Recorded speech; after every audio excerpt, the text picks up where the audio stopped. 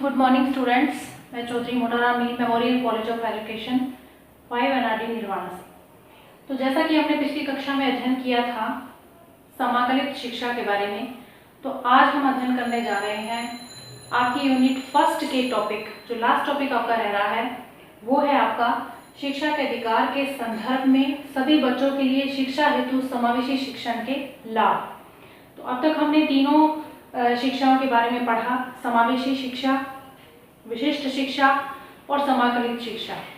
तीनों में डिफरेंस क्या है वो पढ़ा। तो समाकलित शिक्षा तो वो थी जो समग्र संपूर्ण कहलाती है, जो सभी को साथ लेकर चलती है, सभी बच्चों को साथ लेकर चलती है। ठीक है, तो आज हम अध्ययन करेंगे कि समावेशी शिक्षण के क्या लाभ हैं शिक्षा के अधिकार के संदर्भ में सभी बच्चों के लिए शिक्षा हेतु, सभी बच्चों के लिए शिक्षा हेतु। जैसा कि संविधान में भी ये कहा गया है, RTE एक्ट है, जो हमारा RTE एक्ट है, RTE एक्ट, तो उस संविधान RTE एक्ट 2009 के अकॉर्डिंग जो ये संविधान में बताया गया है कि जो बच्चे हैं, सभी बच्चों के लिए, जिस भी तरह के बच्चे हैं, अलग अलग टाइप के बच्चे होते हैं, अलग अलग प्रकार के, तो उन बच्चों के लिए निःशुल्क एवं अनिवार्य शिक्षा का प्रावधान, निःशुल्क एवं अनिवार्य शिक्षा का प्रावधान।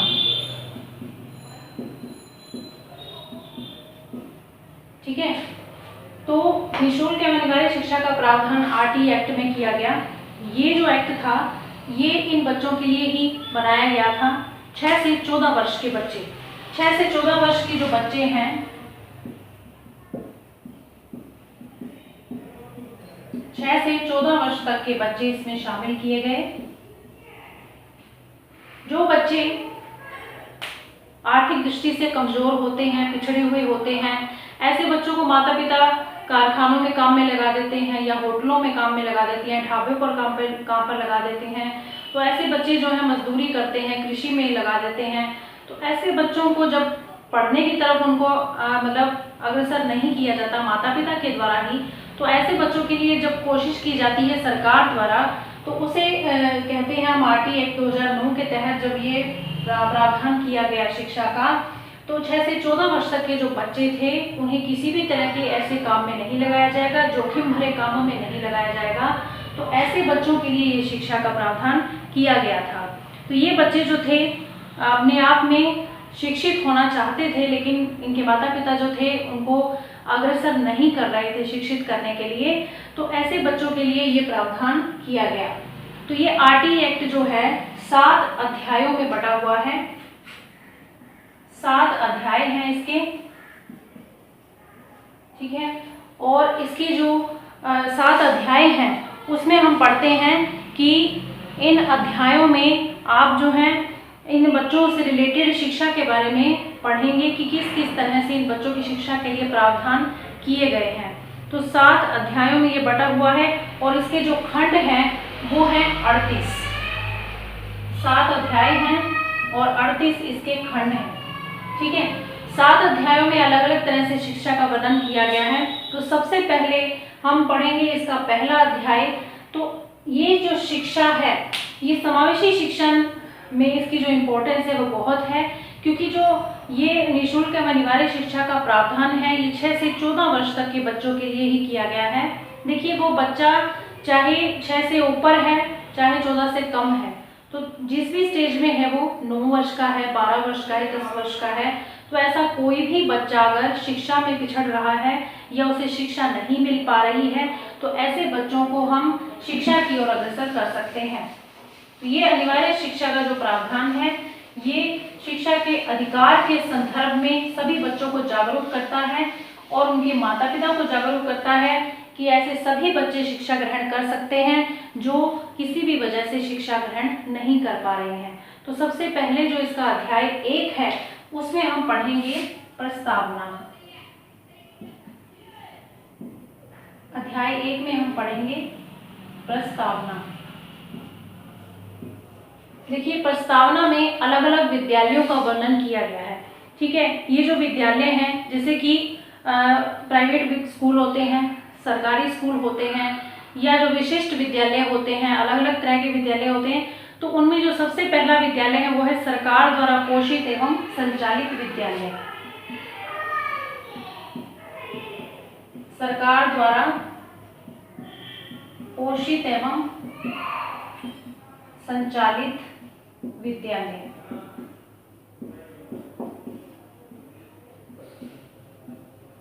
ठीक है, तो पहले तरह का ये विद्यालय हो गया जो सरकार द्वारा चलाया जाता है, सरकार द्वारा पोषित जो संचालित किया जाता है ऐसा विद्यालय। दूसरे नंबर पर आते हैं विशिष्ट विद्यालय।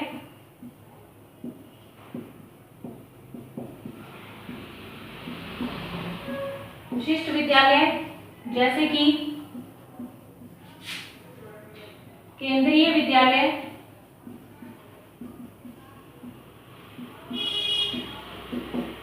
या नवोदय विद्यालय।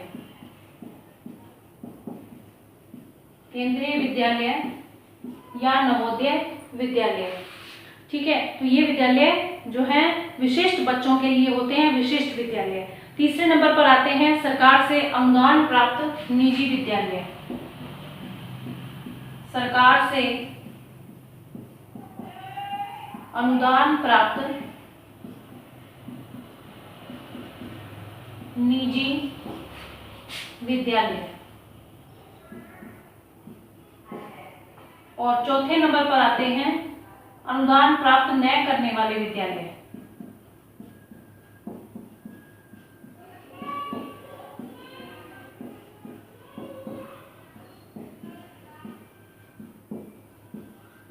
ठीक है, तो ये विद्यालय जो हैं अलग अलग तरह के विद्यालय हैं जो ऐसे बच्चों, सभी तरह के बच्चों को अपने आप में समावेशित करते हैं। तो ये अध्याय 1 में जो प्रस्तावना दी गई है उसमें केवल विद्यालयों का वर्णन किया गया है। ठीक है, तो अब जो पढ़ते हैं हम अध्याय 2, तो उसमें है निःशुल्क और अनिवार्य शिक्षा का प्रावधान।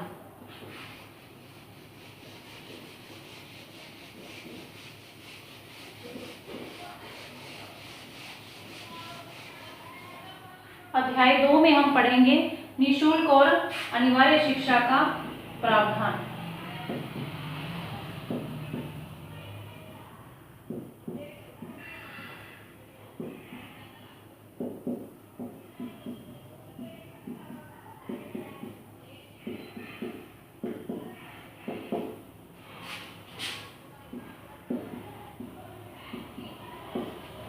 ठीक है, इस अध्याय 2 में निःशुल्क और अनिवार्य शिक्षा का प्रावधान किया गया है, जिसमें यह स्पष्ट किया गया है कि 6 से 14 वर्ष की आयु तक के सभी बच्चों को निःशुल्क एवं अनिवार्य शिक्षा दी जाएगी।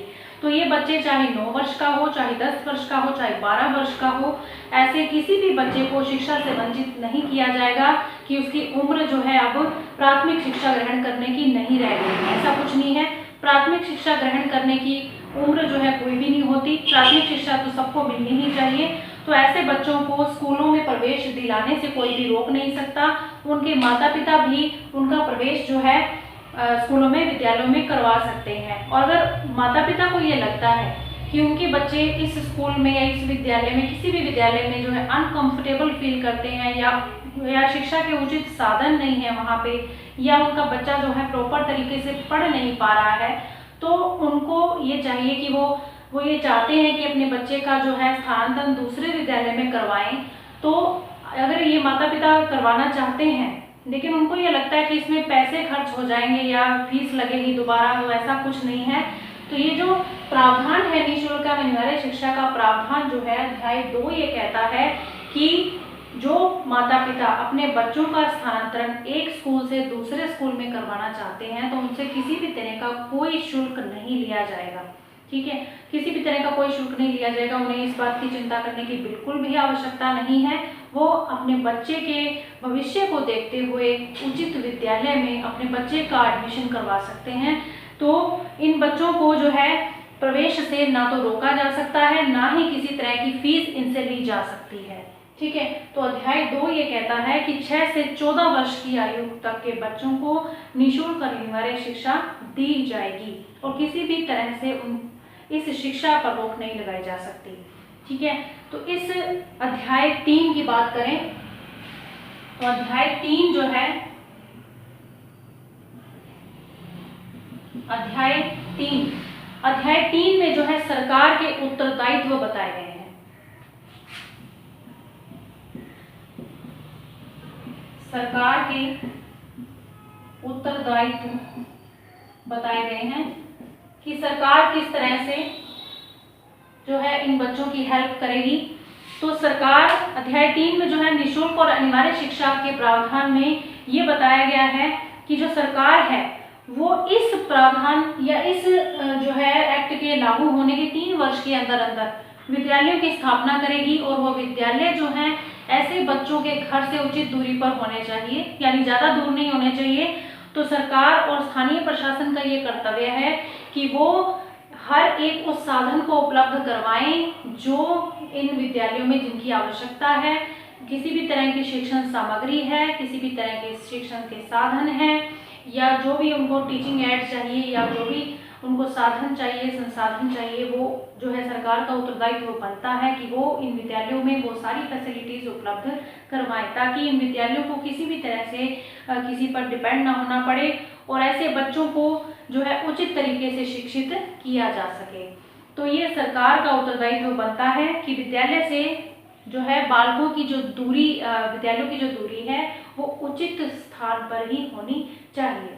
ठीक है, तो नेक्स्ट जो ये बात सुनिश्चित की गई है कि शिक्षण सामग्री सहित जितनी भी आवश्यक व्यवस्थाएं हैं वो सरकार द्वारा ही उपलब्ध करवाई जाएंगी, जिससे कि ये विद्यालय जो है शिक्षा के उचित क्रियान्वयन के लिए उन्हें धन की किसी तरह की कोई चिंता ना हो, और वैसे बच्चों को अपने स्कूल में प्रॉपर तरीके से एडमिशन दिलवा सकें और किसी भी तरह से उनके प्रवेश पर रोक नहीं लगाई जाए। ठीक है, इसके बाद जो है अध्याय 4। अध्याय 4 में हम पढ़ेंगे विद्यालय व शिक्षक के उत्तरदायित्व।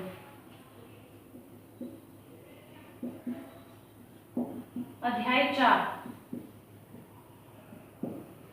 विद्यालय व शिक्षक के उत्तरदायित्व।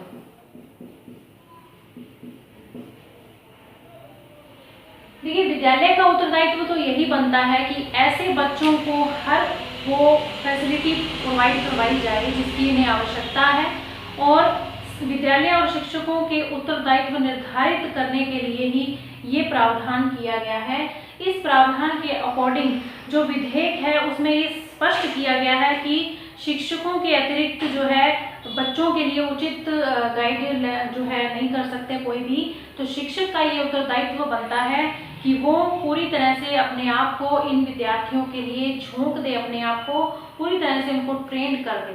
तो विद्यालयों का भी ये कर्तव्य बनता है कि कोई भी सरकारी उत्तरदायित्व जो है विद्यालय संभालेगा, और विद्यालयों को जो है पूरी तरह से अपने नियम कायदे बनाकर इन बच्चों को अपने विद्यालयों में प्रवेश दिलवाना पड़ेगा, और साथ ही साथ ये जो है स्पष्ट करना पड़ेगा कि इन बच्चों के लिए जो है उचित साधन इस विद्यालय में उपलब्ध हैं और उन्हें किसी तरह की कोई भी जो है अव्यवस्था का सामना नहीं करना पड़ेगा। यदि विद्यालय में प्रवेश लेते वक्त बच्चों से चयन प्रक्रिया जो है करवाई जाती है, यानी जैसे कि एंट्रेंस टेस्ट लिए जाते हैं, वो भी विद्यालय को नहीं करवाने हैं। और अगर एक बार करवाने के बाद दूसरी बार करवाई जाती है चयन की प्रक्रिया, तो इसके लिए जो है जो धनराशि रखी गई है जुर्माने की, वो है 50,000 रुपये, पहले चयन प्रक्रिया पर 25,000 रुपये। तो इस तरह से जो है विद्यालय जो है चयन प्रक्रिया का आयोजन नहीं कर सकता है, यदि करता भी है तो एक से ज़्यादा बार नहीं करेगा, उसी तरह से वो जुर्माना उसको भरना पड़ेगा। ठीक है, तो ये जो है इसके बाद जो है शिक्षक का उत्तरदायित्व बताया गया है। शिक्षक जो है पूरी तरह से पाठ्यक्रम को सुनिश्चित करेगा कि किस तरह से ऐसे बच्चों को तैयार करना है, पाठ्यक्रम किस तरह से तैयार करना है। तो उसको ये देखना है कि पाठ्यक्रम जो है एक सुनिश्चित उसकी जो है सारणी होनी चाहिए, किस तरह से कब किस विषय को खत्म करना है। तो ये शिक्षक का उत्तरदायित्व बनता है, वो किस तरह से पाठ्यक्रम को सेट करेगा। ठीक है, तो शिक्षक का उत्तरदायित्व सबसे ज्यादा होता है। विद्यालय प्रभारी जो होते हैं, जो प्रधानाध्यापक हैं, वो उनका उत्तरदायित्व तो सबसे मेन है ही, लेकिन शिक्षक का उत्तरदायित्व सबसे ज्यादा होता है। ठीक है, तो बालकों को नियमित रूप से किस तरह से उनको हैंडल करना है। हर प्रकार के बालक कक्षा में बैठे होते हैं, किस प्रकार से किस बालक को किस समय कौन सी शिक्षण विधि से उनको शिक्षित करना है, ये एक शिक्षक के हाथ में ही होता है।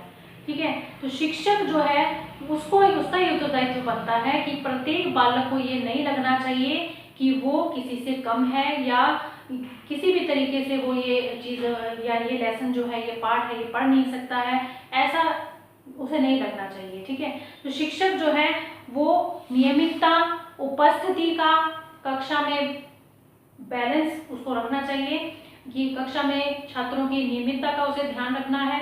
ठीक है, कक्षा में सबकी उपस्थिति का उसे ध्यान रखना है। तो ये शिक्षक का ही उत्तरदायित्व बनता है। तो आज के लिए हम सिर्फ अध्याय 4 पढ़ेंगे। तो आज हमने पढ़ा निःशुल्क एवं अनिवार्य शिक्षा का प्रावधान आरटीई एक्ट 2009। ठीक है, इसमें क्या बताया गया है, शिक्षा के अधिकारों के संबंध में कि बच्चों के लिए उनके अधिकार जो है शिक्षा से संबंधित वो क्या क्या हैं, उनको अध्यायों में बांटा गया है। 7 अध्यायों में उनको बांटा गया है, 38 खंडों में उनको बांटा गया है, जिसमें हमने अब तक 4 अध्यायों का अध्ययन किया है। जिसमें हमने पढ़ा है कि सबसे पहले प्रस्तावना में हमने अलग अलग विद्यालयों के बारे में पढ़ा। ठीक है, उसके बाद हमने पढ़ा कि निःशुल्क एवं अनिवार्य शिक्षा का प्रावधान किस तरह से किया जाता है 6 से 14 वर्ष तक की आयु के बच्चों के लिए। उसके बाद हमने पढ़ा कि सरकार के जो उत्तरदायित्व हैं वो क्या क्या हैं, विद्यालय में सरकार जो है क्या क्या साधन उपलब्ध करवा सकती है, और ऐसे बच्चों को जो है साधन कौन कौन से उपलब्ध करवाने चाहिए सरकार को, ताकि जो विद्यालय हैं उनको किसी भी प्रकार की कोई दिक्कत या कोई परेशानी ना हो इस प्रावधान को लागू करने के लिए।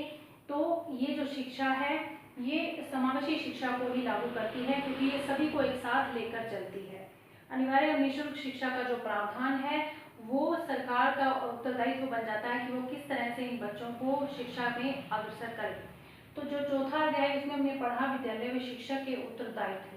तो इन विद्यालय में शिक्षक के जो उत्तरदायित्व हैं वो आपको बताए गए हैं कि किस तरह से विद्यालय जो है ऐसे बच्चों के लिए आगे आते हैं, उनको प्रवेश दिलाते हैं, प्रवेश की प्रक्रिया जो है वो नहीं रखते हैं, ताकि ये बच्चे किसी भी रूप में प्रवेश लेने से जो है बाधित ना हो पाए। तो किसी भी विद्यालय में इनको अच्छे से मतलब प्रवेश मिल जाए, चयन प्रक्रिया नहीं होगी तो प्रवेश अपने आप मिल जाएगा। तो शिक्षक का उत्तरदायित्व है कि वो जो अपना पाठ्यक्रम है उसको सुनिश्चित करे, इन बच्चों के अकॉर्डिंग अपना पाठ्यक्रम तैयार करे। तो आज हमने पढ़ा इन 4 अध्यायों के बारे में, और बाकी जो बचे हुए अध्याय हैं उनका हम बाद की कक्षा में अध्ययन करेंगे। तो आज के लिए सिर्फ इतना ही। तो आप घर पर रहें, सुरक्षित रहें और पढ़ते रहें। धन्यवाद।